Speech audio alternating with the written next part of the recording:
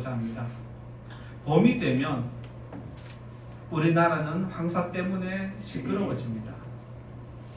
그런데 지금 봄이 오기도 전에 최근에는 우리나라가 시끄러운 소리가 많이 일어났습니다. 그게 바로 미세먼지 때문입니다. 지금 미세먼지가 한번 일어나면 며칠 동안 사라지지 않아서 온 나라가 백성들이 또 걱정하고 힘들어하고 있습니다. 황사와 미세먼지처럼 불특정 다수에게 해로운 것을 입히는 것을 피해 입히는 것을 우리들은 공해라는 단어를 쓰고 있습니다. 도시가 발달하면서 도심에도 공해가 생겼는데 아시는 분은 아시겠지만 또 모르는 분이 있을 것 같은데 도심 공해는 빛 공해가 있습니다. 조명이 밤에도 너무 밝아서 잠을 자는데 또 피로감을 느끼는 나무들이 쉼을 얻지 못하는 그런 일들이 있는데 그것을 빛 공해라고 이야기하고 길에 나가면 시끄러운 소리가 들리잖아요. 그게 바로 소음 공해라고 그렇게 이야기를 합니다. 뉴스를 보셔서 성도님들 아시겠지만 아파트 살다 보면 층간 소음 문제가 어제 오늘의 일이 아닙니다. 그런데 그 소음의 문제가 계속 분쟁이 커지고 있다는 것을 우리가 알 수 있습니다.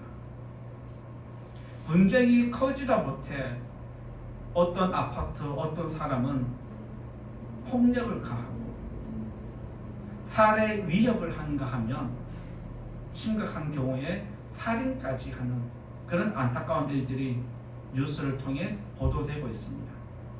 이만큼 소음 공해, 우리에게 일어나는 여러 가지 공해는 우리들을 민감하게 만듭니다. 소음 공해에 시달리다 보면 현대인들의 또 다른 특징이 나타납니다.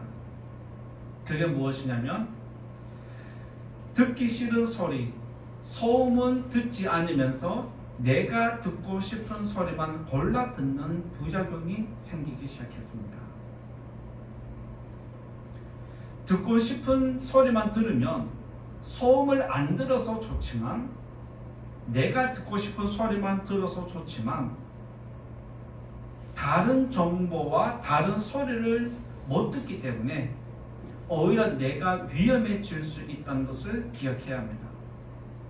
예를 들면 이런 문제 때문에 뉴스에도 보도된 적이 있습니다. 이어폰을 끼고 횡단보도를 건너는데 차가 브레이크를 밟으면서 빵빵거림에도 불구하고 소리를 듣지 못해서 사고가 일어나는 경우가 종종 있습니다.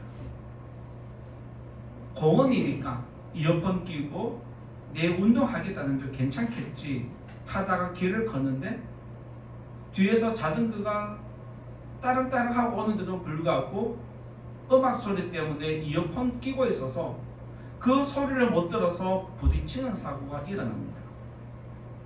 이처럼 소음을 피해서 내가 듣고 싶으면 소리만 듣다가 지금처럼 돌발 상황에 대처하지 못하면서 생명이 아픔을 당하고 생명을 잃어버리는 일들이 일어납니다. 우리가 살아가는 지금 이 시대는 어느 때보다 소음 공해가 심해지고 있는 때입니다. 그리고 이 세상에는 여러 소음들, 여러 이야기들이 많이 섞여 있습니다. 그 중에는 좋은 소리가 있는가 하면 나쁜 소리도 있고 나하고 아무런 상관이 없는 소리도 있을 수 있습니다. 세상에서 들려오는 여러 가지 소리들을 내가 어떤 소리에 관심 있느냐에 따라서 그 소리를 골라서 듣고 있습니다. 그런데 그 소리 중에 내 영혼을 혼란스럽게 하는 소리가 들려오기도 하고 내 영혼의 평안을 파괴하는 소리가 들려오기도 합니다. 지난주 24년 첫 주 설교로 한 해가 평안하려면이라는 제목으로 말씀을 전해드렸습니다. 우리 영혼이 한 해 동안 평안하려면 예수님을 만나야 하고 그 안에서 좋은 사람을 만나야 되고 또 내가 좋은 사람이 되어야 한다라고 그렇게 말씀을 드렸습니다.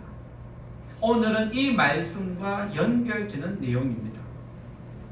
그래서 오랫동안 우리 영혼이 평안하려면 예수님을 만나고 좋은 사람을 만나고 좋은 사람이 되어야 하지만 세상에서 들려오는 여러 가지 소리들을 잘 분별하고 걸러내고 내 영혼에 유익한 것을 찾아내는 것이 바로 우리 영혼이 평안한 방법입니다. 최근에 아니면 지난 일주일 동안 성도님들의 영혼은 평안하셨습니까? 만약 최근에 지난 한 주일 동안 여러분의 영혼이 평안했다면 세상에서 혼란스러운 소리가 들리지 않았기 때문입니다. 만약 내 영혼이 평안하지 않았다면 나의 평안을 깨트리는 세상의 소리가 들려왔기 때문입니다. 우리에게 들려오는 세상의 소리를 정리해보면 세 가지로 요약할 수 있습니다. 우리에게 들려오는 소리 세 가지가 있는데 이 세 가지가 무엇인지 먼저 말씀드리면 세상에서 일어나는 사람의 소리가 있습니다. 첫 번째는 사람의 소리가 있고 내면에서 들려오는 양심의 소리가 있고 하늘에서 주어지는 외치는 소리가 있습니다. 이 세 가지 소리 중에서 우리가 어디에 귀를 열어야 하는지는 잘 알 것입니다. 그럼에도 불구하고 우리가 세 가지 소리를 다 무시할 수 없다는 것을 기억해야 합니다. 그러면서 우리들은 이 세 가지 소리 중에서 어떻게 관리해야 되는지, 내 영혼을 지키기 위해서는 어떻게 해야 되는지 그것을 또 말씀드리고자 합니다. 오늘 이 말씀을 잘 들으셔서 여러분의 영혼을 평안하게 지키는 지혜로운 성도님 되시기를 바랍니다. 첫 번째로 말씀드릴 것은 세상의 소리가 있습니다. 첫 번째 우리에게 들려오는 소리는 세상의 소리가 있는데 이것은 사람의 소리입니다. 1절에서 4절에 보면 여러 방면에서 여러 소리들이 들려오는 것을 우리가 알 수 있는데 1절에서 4절까지 긴 내용이지만 같이 또 읽어보겠습니다. 시작. 지혜가 부르지 아니하느냐, 명철이 소리를 높이지 아니하느냐. 그가 길가의 높은 곳과 내거리에 서며 성문 곁과 문 어기와 여러 출입하는 문에서 불러 이르되 사람들아 내가 너희를 부르며 내가 인자들에게 소리를 높이노라. 사람은 태어나는 순간 가정과 사회라는 울타리를 벗어나지 못합니다. 내가 세상에 태어났다 그러면 그 바로 가족이라는 울타리 속에 갇혀 있습니다.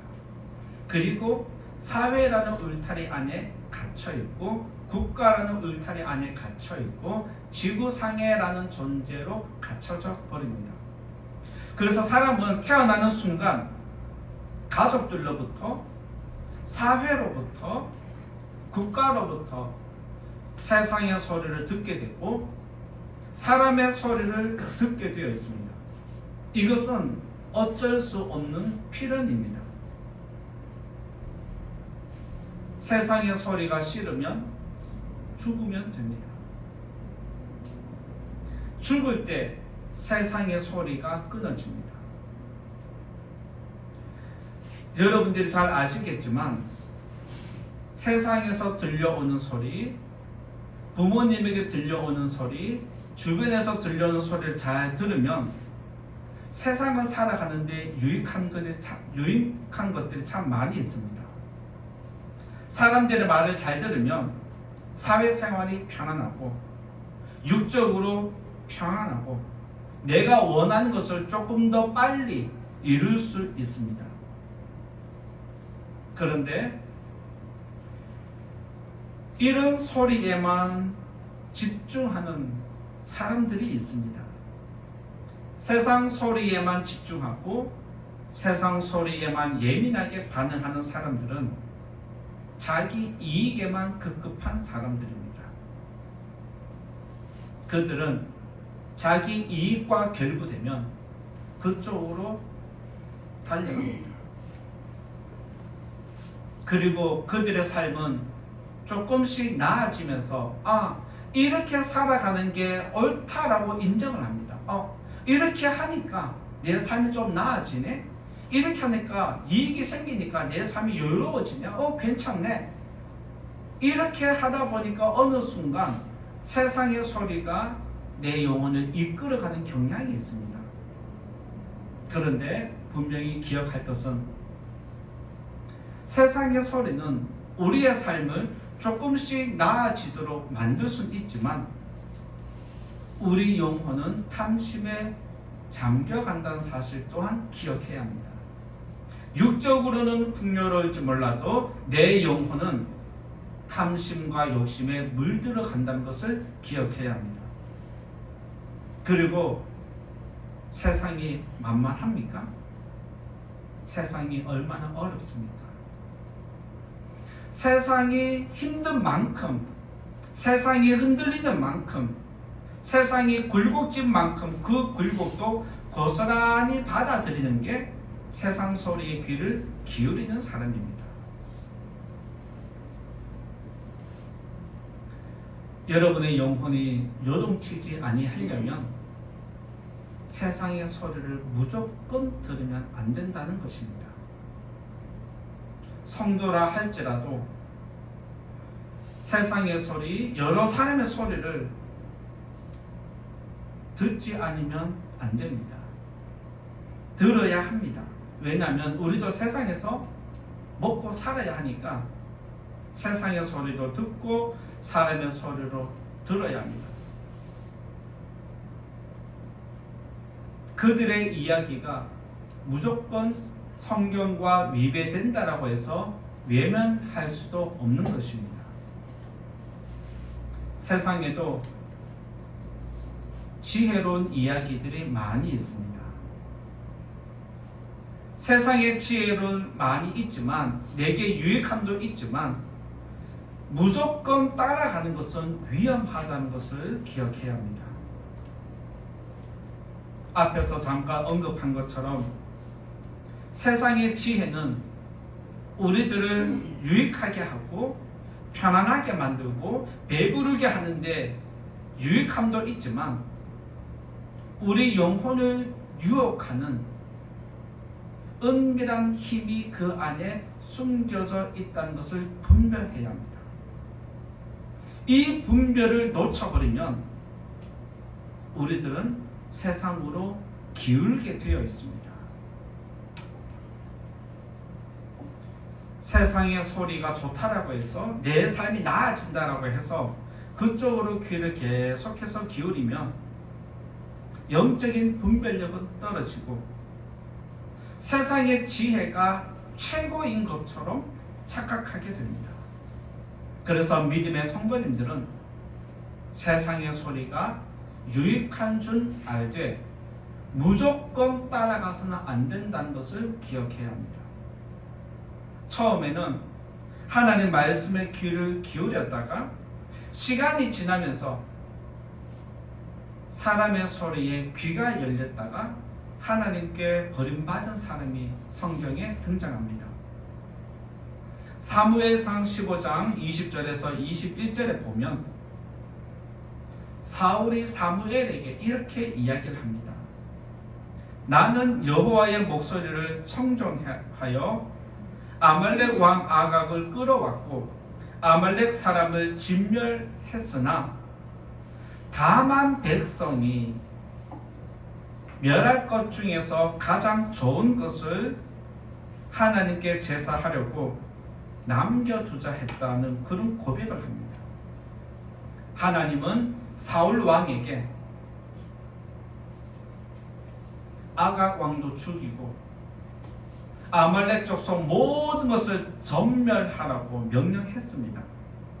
사울도 이 말을 들었습니다. 그런데 그는 견물생심으로 좋은 것을 보다 보니까 탐욕이 일어났습니다. 그래서 좋은 것을 다 가지고 왔습니다. 그러면서 하나님이 너 왜 명령을 어겨서? 라고 하니까 사울 왕이 하나님께 제사 지내기 너무 좋은 것 아닙니까? 하나님께 제사 지내려고 제물로 바치려고 가지고 왔습니다 라고 하니까 인간적으로 볼 때는 맞는 것 같아요. 그런데 하나님의 첫 번째 말씀이 뭐냐면 아말렉 족속에 속한 모든 것은 완전히 없애라는 겁니다. 그런데 사울은 너무 아까우니까 하나님께 바치면 되지 왜 죽여? 라고 생각하고 가지고 오고 아말렉 왕을 살려두었습니다. 바로 사울 왕은 자기에게 일어난 그 탐욕의 마음을 어떻게 핑계를 대고 변명하냐면 백성이 그렇게 원했다라고 변명을 합니다. 다만 백성이 좋은 것을 가지고 오자라고 해서 이렇게 했다라고 할 때 하나님은 네가 나의 말을 안 듣고 사람의 소리에 귀를 기울였네. 나의 말은 안 듣고 세상의 소리만 귀가 열렸네 라고 하면서 하나님은 사울을 버리셨습니다. 그것이 성경에 기록된 이야기입니다. 마찬가지로 사탄은 성도님들을 유혹할 때 한 번, 두 번 유혹하다가 안 넘어오면 에이, 저 사람 믿음 너무 좋아서 안 되겠다 포기하고 다른 사람을 유혹하러 갑니까? 사탄은 한 번, 두 번 유혹하다가 안 되면 포기하고 가는 게 아니라 그 사람이 무엇을 좋아하는지를 알고 그 사람이 좋아하는 쪽으로 자꾸 유혹을 줍니다. 그래서 좋아하다 보면 받다 보면 긴장감이 풀어지고 영적인 분별력이 떨어질 때 그때 순간적으로 확 달려들어서 저와 여러분의 영혼을 삼켜버립니다. 때로는 사탄은 우리들을 탐욕으로 유혹합니다. 여기서 탐욕이라 하면 성도들이 이렇게 생각합니다. 탐욕? 나는 그렇게까지 안 일어나는데? 내가 무슨 탐욕이 일어나? 탐욕은 좀 고차원적인 단어 같고 자극적인 단어지만 여러분들에게 은밀하게 감추어져 있는 무엇인가를 가지고 싶은 욕구, 그게 쭉 자라면 탐심이 됩니다. 그래서 나는 탐심이 없는 것처럼 보이지만 결국에는 탐심의 뿌리는 내게 있다는 것을 인정하셔야 합니다. 아시겠죠? 여러분에게 뭐가 있다? 탐심의 뿌리가 있다. 내 삶을 보면 난 탐하는 마음 없는데요. 굳이 그렇게 탐심을 가지고 악하게 하지 않는데요.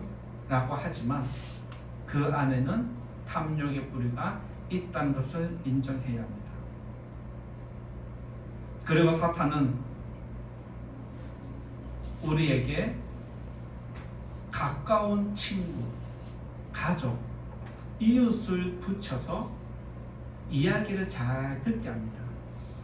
그래서 내가 거절하지 못하는 사람을 이용을 해서 나를 유혹에 끌어갑니다. 예를 들면 이단이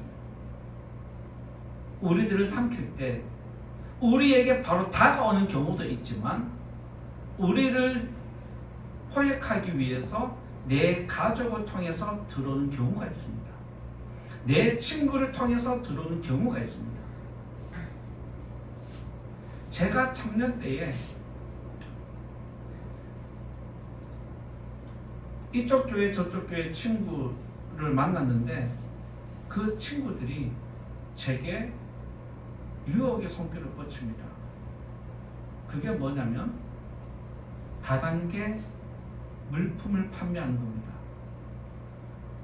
경제가 어려울수록 먹고 사는 게 힘들수록 다단계가 많이 일어나는데 그때 제가 청년 때도 다단계가 있었습니다. 그래서 교회 청년이 또 교회 같은 조의 후배가 선배님 하면서 이런 게 있는데 이렇게 하면은 돈이 이렇게 벌려요 라고 하면서 거절하지 못하게 만듭니다. 그러면서 하는 이야기가 나를 믿고 따라오라는 거예요. 한 번만 믿고 따라오라는 겁니다. 이단도 여러분들을 유혹할 때 나를 믿고 따라오라 그러고 한 번만 따라오라고 합니다. 거절하지 못하는 사람을 내세워서 우리들을 유혹한다는 이야기입니다. 한국 교회에서 많은 성도들이 이단의 미혹을 받아서 간 경우가 거의 거절하지 못해서 친구에 의해서 가족에 의해서 이단에 빠진 경우가 굉장히 많이 있습니다. 그리고 사탄은 다른 사람을 위한다는 명분으로 우리들을 유혹하는 경우가 있습니다.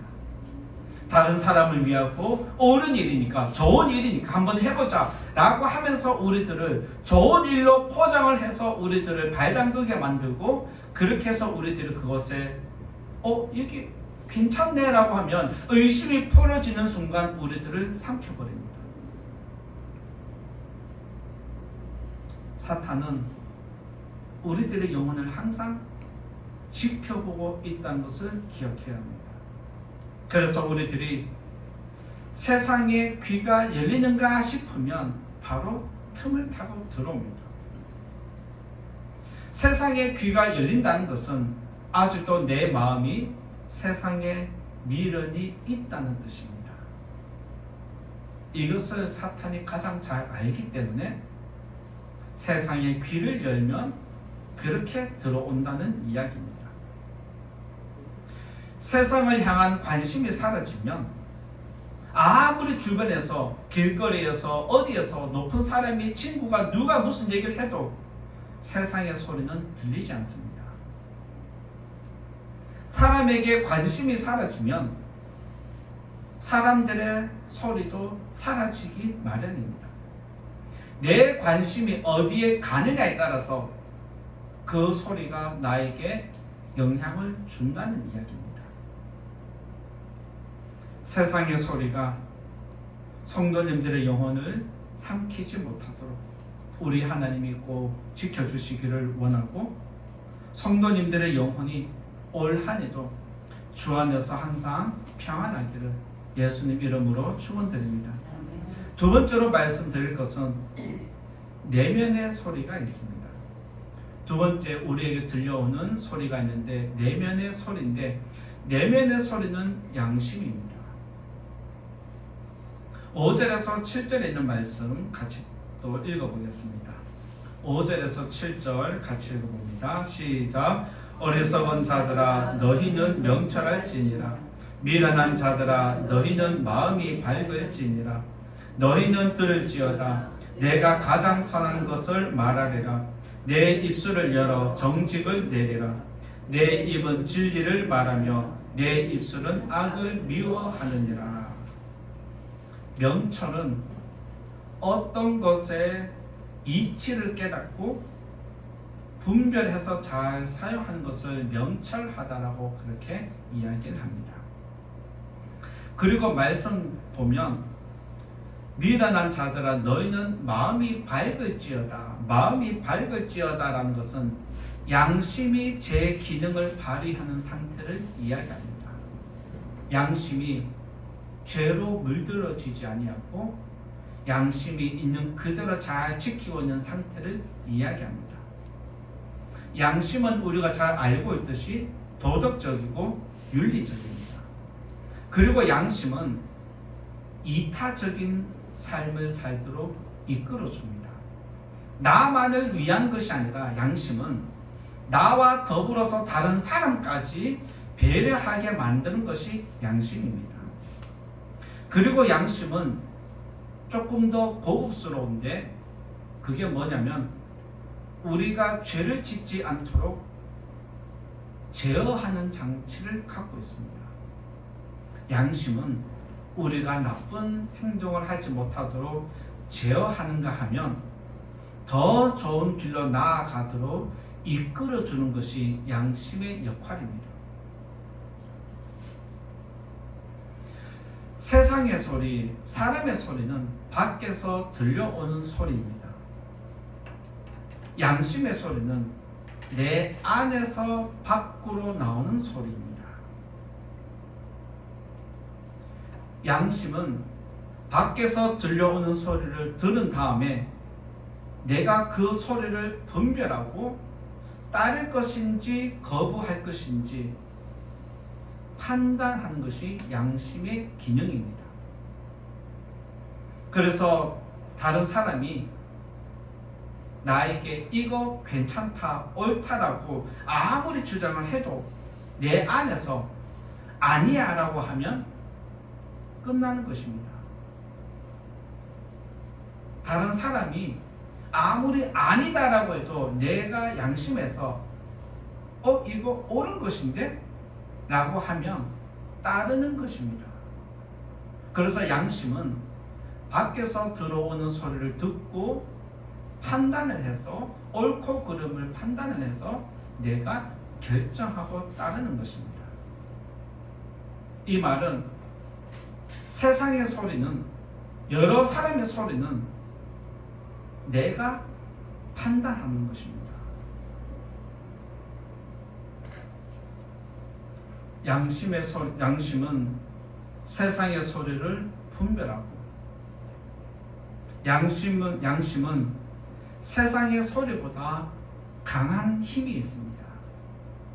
밖에서 들려오는 소리가 강한 것 같지만 밖에서 들려오는 소리보다 더 강한 것이 내면의 소리입니다.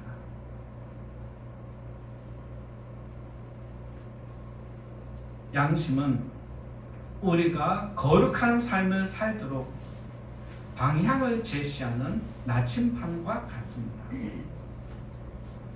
우리는 내면의 소리가 제 기능을 발휘하도록 항상 노력해야 됩니다. 내 양심이 굳어지지 않도록 보호해야 합니다. 간경화가 일어나면 간이 기능을 잃어버리면 생명을 해칩니다. 양심이 굳어지면 우리 영혼이 병들게 되어 있고 우리가 결국에는 희생을 하게 되어 있습니다.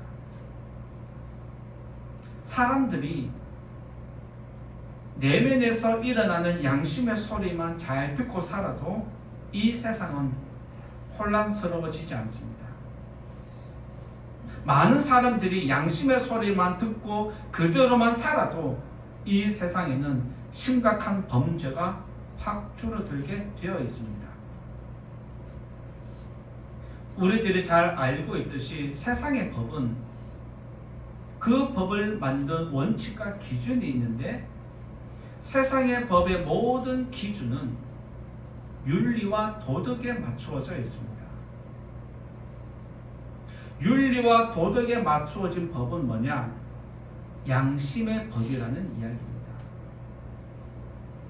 세상의 법을 잘 보면 양심과 거의 흡사하게 이루어지고 소통이 될 정도로 도덕적이고 윤리적입니다. 우리가 한 번씩 이런 말을 합니다. 저 사람은 법 없이도 잘 사는 사람이라고 이야기를 합니다. 여기서 저 사람은 법 없이도 잘 산다라고 할 때 그 법이 뭐냐? 양심의 법입니다. 저 사람은 양심을 잘 지키기 때문에 세상의 법이 필요 없다는 뜻입니다.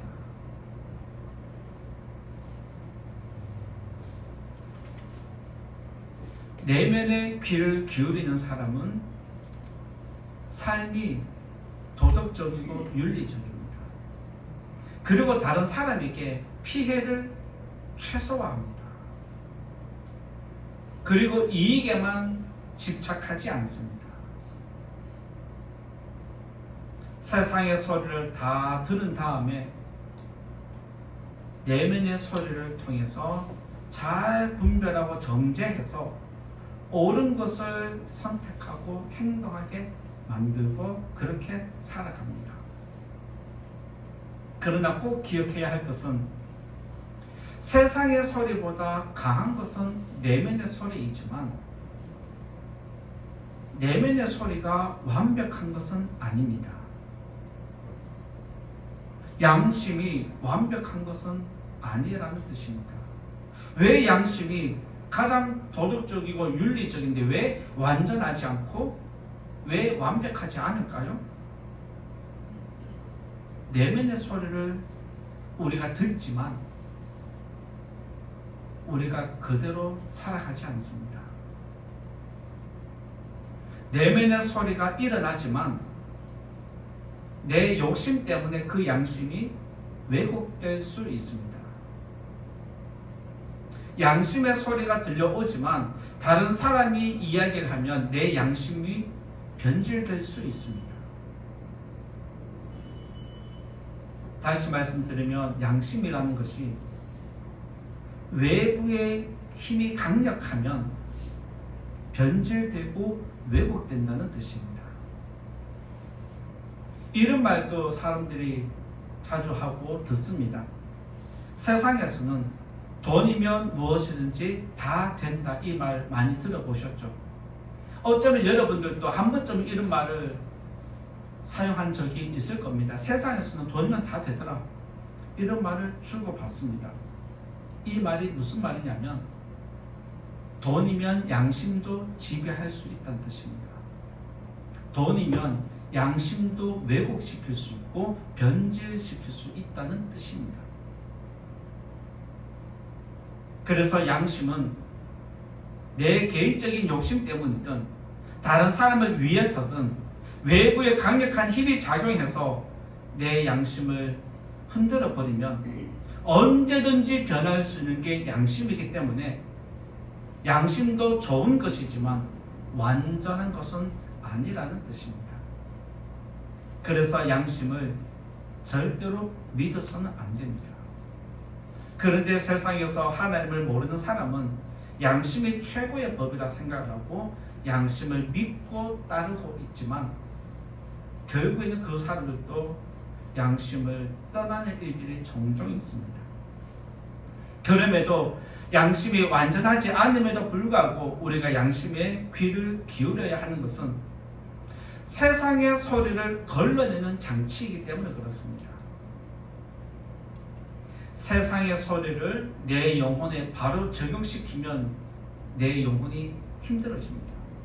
그래서 내 영혼에 세상의 소리가 바로 가지 않도록 한번 여과하는 장치가 양심이라는 장치입니다. 양심이 굳어지면, 양심의 제 기능을 발휘하지 못하면 세상의 소리가 그대로 들어와서 내 영혼이 한순간에 무너져 버립니다. 한순간에 평안이 깨어져 버립니다. 쉽게 내 양심이, 내 영혼이 흔들리고 변질될 수 있다는 뜻입니다. 그리고 중요한 것은 양심의 제 기능을 잃어버리면 우리의 믿음 생활도 가식적으로 변해갑니다. 내 영혼을 지키려면 양심을 지켜야 합니다. 경건의 모양은 갖추었는데 거룩한 능력이 나타나지 않는 사람들이 있습니다. 그것은 양심이 제 기능을 발휘하지 못한다는 뜻입니다. 하나님은 디모데전서 3장 9절에서 깨끗한 양심의 믿음의 비밀을 가진 자라고 그렇게 했습니다. 깨끗한 양심에 믿음을 가진 사람을 교회 일꾼으로 세워라 라고 말씀하셨습니다. 하나님이 교회 원하시는 일꾼은 깨끗한 양심, 양심의 제 기능을 발휘하는 사람을 내가 원한다는 뜻입니다. 양심은 우리 영혼을 지키는 파수꾼과 같습니다. 파수꾼이 사라지면 위험한 상황이 직면하는 것처럼 양심이 사라지면 우리 영혼도 한순간에 무너집니다. 이 사실을 꼭 기억하고 우리들은 양심을 잘 관리해야 합니다. 더 나아가서 하나님은 우리에게 착한 양심을 가지라고 말씀해 줍니다. 디모데전서 1장 19절에 보면 믿음과 착한 양심을 가지라. 어떤 이들은 이 양심을 버렸다라고 그렇게 말씀합니다. 이것을 다시 우리가 적용을 시키면 양심을 버리는 것, 그것은 믿음을 버리는 것과 같다는 뜻입니다. 양심이 사라지면 제 기능을 발휘하지 못하면 우리 믿음도 제 기능을 발휘하지 못하고 믿음도 죽게 되어 있습니다. 양심이 죽었는데 믿음 생활하고 있다? 외식적인 믿음 생활, 가식적인 믿음 생활 하는 것과 같습니다. 예수님이 바리새인과 사두개인에게 서기관들에게 외식하는 자라고 지칭한 것도 양심은 죽었는데 껍데기는 믿음 생활을 하기 때문에 그렇게 외식하는 자라고 지적하셨습니다. 따라서 우리가 양심을 지켜야 하는 것은 내 믿음을 지키는 것과 같은 것이고 양심을 지키는 것은 내 영혼을 지키는 것과 같은 것입니다. 지난 주일에 제가 이런 질문을 드렸습니다. 성도님들은 좋은 사람입니까? 라고 질문했을 때 쭈뼛쭈뼛 하기도 하고 좋은 사람이라 하기도 하고 나쁜 사람이라고 하기도 했을 텐데 다시 질문 드릴게요. 여러분의 양심은 지금 제 기능을 발휘하고 있습니까? 양심이 제 기능을 발휘하면 영혼은 강해집니다. 양심이 제 기능을 발휘하면 믿음이 힘을 얻습니다. 양심도 관리 못하는데 어떻게 영혼을 관리할 수 있겠습니까? 양심이 굳어지지 않도록 말씀과 기도로 늘 살피셔야 합니다. 그렇게 하시기를 부탁을 드립니다. 이제부터 양심의 소리에 귀를 기울이고 청결한 양심을, 착한 양심을 가지는 우리 성도님 되시기를 예수님 이름으로 다시 한번 부탁을 드립니다. 세 번째로 말씀드릴 것은 외치는 소리가 있습니다. 세 번째 말씀드릴 것은 외치는 소리가 있는데 여기서 외치는 소리는 하나님의 말씀을 이야기합니다. 8절과 9절에 있는 말씀 같이 읽어보겠습니다. 8절과 9절 읽어봅니다. 시작. 내 입의 말은 다 의로운즉 그 가운데 굽은 것과 패역한 것이 없나니 이는 다 총명 있는 자가 밝히 아는 바요 지식을 얻은 자가 정직하게 여기는 바니라. 진리를 탐구하는 영혼은 때와 장소를 불문하고 하나님 말씀을 항상 듣습니다. 세상에 들어갔다라고 해서 세상의 소리만 듣는 게 아니라 세상의 소리 안에서도 하나님의 음성을 찾아낸다는 뜻입니다.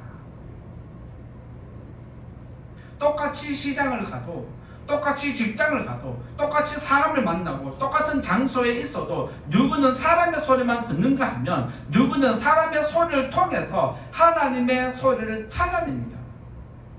그 사람이 바로 외치는 소리를 듣는 사람, 하나님의 음성을 듣는 사람입니다. 그리고 하나님의 백성은 소리만 듣고 끝나지 않습니다. 들은 대로 순종하면서 살아갑니다. 이것은 교회 나와서 우리가 말씀을 듣고 예배를 드리고 이렇게 살겠다 아멘 아멘 하고 돌아가는데 말씀을 들었는데 순종이 따르지 않는다라면 그것은 온전한 말씀 듣는 게 아니라는 뜻입니다. 성도가 하나님 말씀에 귀를 기울여야 하는 것은 오늘 말씀에도 기록되어 있듯이 내 입의 말은 다 의롭다라고 그렇게 가르쳐주고 있습니다. 그리고 내 말 가운데는 굽은 것이 없다, 패역한 것이 없다라고 정확하게 언급을 하고, 9절에 보면 지식 얻는 자가 정직하게 가지고 갈 만한 말씀이다라고 이야기를 합니다. 진리를 찾아서 이쪽 저쪽 기웃하다가 이단까지 들어가서 이단 무리 속에서도 진리를 찾겠다고 헤매이다가 거기서도 진리를 못 찾아서 또 방탕한 생활을 하던 한 사람이 길에서 외치는 소리를 듣고 완전히 변화된 삶을 살아간 거룩한 사람이 있습니다. 우리가 한 번쯤은 들어본 사람인데 어거스틴이라는 사람입니다. 어거스틴은 수도사 출신이었기 때문에 수도사들과 계속해서 토론도 하고 책도 보는데, 한 주제가 누구였냐면 안토니라는 수도사가 있었습니다. 안토니라는 수도사가 얼마나 거룩하고 절제된 삶을 살았는지 모든 수도사 사람들이 인정해 줄 만큼의 거룩한 사람이었습니다. 그 이야기를 들은 어거스틴이 이렇게 생각합니다. 나는 왜 이 생활을, 이 방탕한 생활을 끝내지 못할까? 라고 자기 스스로에게 반문을 했습니다. 그러면서 그는 다시 이 뜻을 찾기 위해서 자기를 돌아보면서 행동을 고치기 위해서 탄식하면서 하나님 앞에 기도하는데, 옆집에서 아이들이 장난치고 놀고 그 가운데 이런 이야기를 합니다. 집어서 읽어라. 집어서 읽어라는 옆집 아이들이 하는 이야기가 기도 중에 들렸습니다. 그때 어거스틴은 이게 하나님의 음성인가? 이게 하나님이 나에게 주는 메시지인가? 라고 캐치를 하고 바로 거기서 성경책을 펴서 읽었는데, 그 말씀이 이 내용입니다.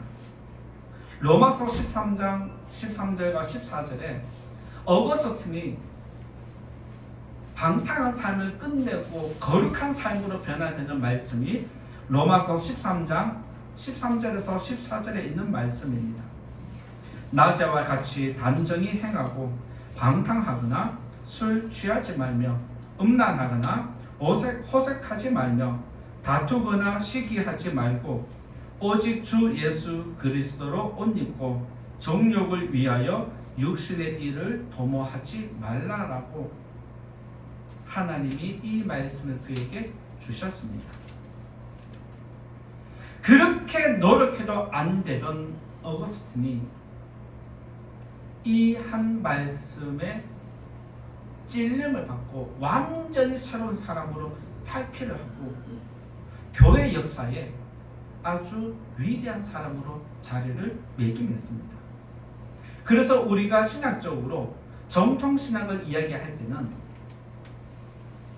성경, 그 다음에 어거스틴, 그 다음에 칼빈, 그 다음에 우리 개혁신앙으로 그렇게 받아들이고, 우리 교단의 믿음의 뿌리는 칼빈을 거쳐서 그 위에 어거스틴까지 나아갑니다. 하나님의 말씀은 그렇게 노력해도 변하지 않던 인간을 변하게 만드는 능력과 힘이 있습니다. 그리고 우리의 은밀한 부분까지 찌를 수 있는, 칼질할 수 있는 예리함도 말씀이 있습니다. 하나님의 말씀은 힘이 있고 예리해서 세상의 소리도 잘라내고 양심의 소리도 걸러낼 수 있습니다. 죽어가던 양심을 살리는 것도 하나님의 말씀으로 가능합니다. 죄인을 변화시키는 능력은 하나님 말씀에 있고, 우리의 생각을 바꾸고 우리의 행동을 변화시키는 것도 하나님 말씀에 있습니다. 그리고 하나님 말씀은 죄에 매여 있는 우리 영혼을 진정으로 자유롭게 합니다. 하나님 말씀을 받아들이면 이 세상 어떤 것에도 매이지 않고 자유로운 영혼이 될 수 있습니다.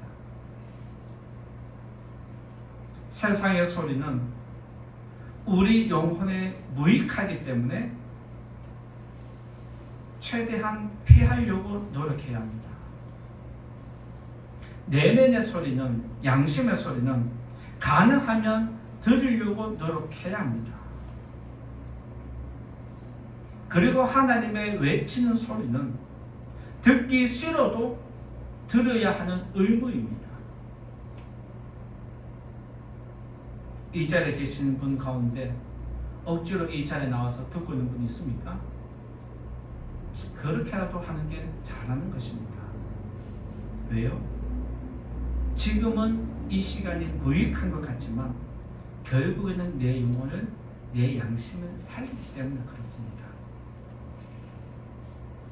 세례 요한은 광야에서 하나님 말씀을 외쳤을 때 백성들이 그를 찾아갔습니다. 그리고 그들에게 하나님 말씀을 전하면서 영혼들을 하나님께 이끄는 목자가 되었습니다.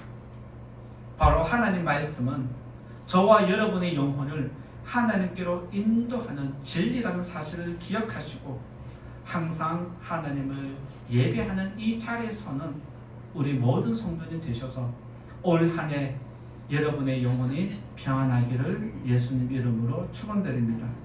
이제 결론의 말씀을 드립니다. 우리는 소음 공해 속에서 살지만 그 안에는 지혜도 있고 생명도 있습니다.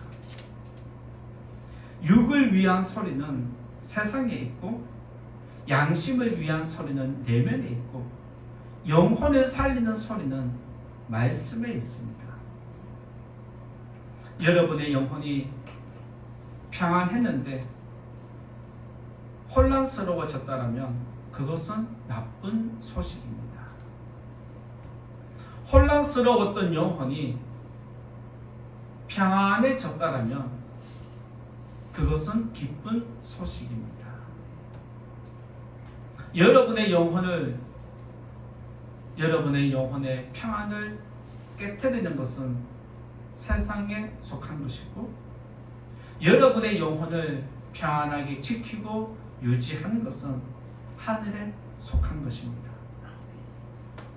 세 가지 소리 중에서 우리가 어디에 귀를 더 기울여야 하는지, 내 영혼에 유익한 것이 어떤 소리인지 잘 분별하셔서 올 한 해도 여러분의 영혼이 평안하고 교회를 세워가는 귀한 분들 다 되시기를 예수님 이름으로